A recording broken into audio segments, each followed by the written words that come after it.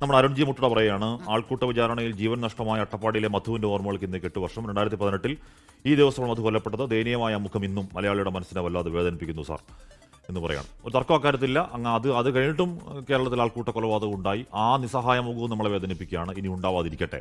എന്തായാലും ഇന്ന് 8 വർഷം പൂർത്തിയാകുന്നു ആ വല്ലാത്ത ദിവസത്തിന്. പ്രതികൾക്ക് മാതൃകാപരമായ ശിക്ഷ ലഭിക്കും വരെ നിയമപോരാട്ടം തുടരും എന്നാണ് മധുവിന്റെ കുടുംബം 24-നോട് പറയുന്നത്.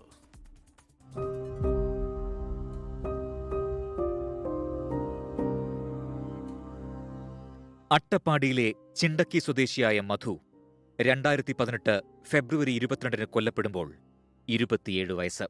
മുക്കാലിയിലെ കടയിൽ നിന്ന് അരിയും മറ്റു പലവ്യഞ്ജനങ്ങളും മോഷ്ടിച്ചുവെന്നാരോപിച്ചാണ് ആൾക്കൂട്ടം മധുവിനെ അതിക്രൂരമായി മർദ്ദിച്ചത്. സംഭവ ദിവസം കാട്ടിൽ മരത്തടികൾ ശേഖരിക്കാൻ പോയ ഒരാൾ ഗുഹയ്ക്കുള്ളിൽ മധുവിനെ കണ്ടതോടെ മുക്കാലിൽ നിന്ന് ആളുകളെ വിളിച്ചുവരുത്തി. ഈ ആൾക്കൂട്ടം മധുവിനെ ചോദ്യം ചെയ്യുകയും അതിക്രൂരമായി മർദ്ദിക്കുകയും ചെയ്തെന്ന് കേസിന്റെ രേഖകളിൽ പറയുന്നു. സംഭവം നടന്ന് 4 വർഷം കഴിഞ്ഞാണ് കേസിൽ വിചാരണ തുടങ്ങിയത്. 2023 ഏപ്രിൽ 4-ന് മധു വധക്കേസിൽ 14 പ്രതികളെ മണ്ണാർക്കാട് SC/ST കോടതി കുറ്റക്കാരെന്ന് കണ്ടെത്തി. 2 പ്രതികളെ വെറുതെ വിട്ടു. മനഃപൂർവ്വമല്ലാത്ത നരഹത്യ, പരിക്കേൽപ്പിക്കൽ, SC/ST നിയമപ്രകാരമുള്ള കുറ്റങ്ങൾ എന്നിവയാണ് പ്രതികൾക്കെതിരെ തെളിഞ്ഞത്.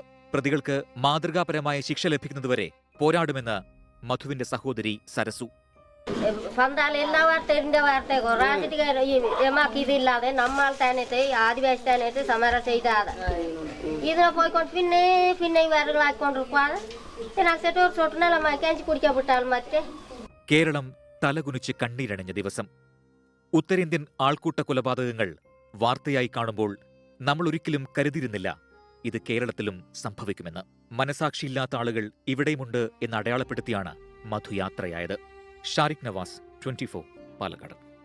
ലോകത്തെവിടെയായാലും ഏത് സമയത്തും 24 വാർത്തകളും ഓഗ്മെന്റഡ് റിയാലിറ്റി പാക്കേജുകളും എക്സ്പ്ലെയിനറുകളും വിശദമായി കാണാൻ ഞങ്ങളുടെ യൂട്യൂബ് ചാനൽ നിങ്ങൾക്ക് സബ്സ്ക്രൈബ് ചെയ്യാം.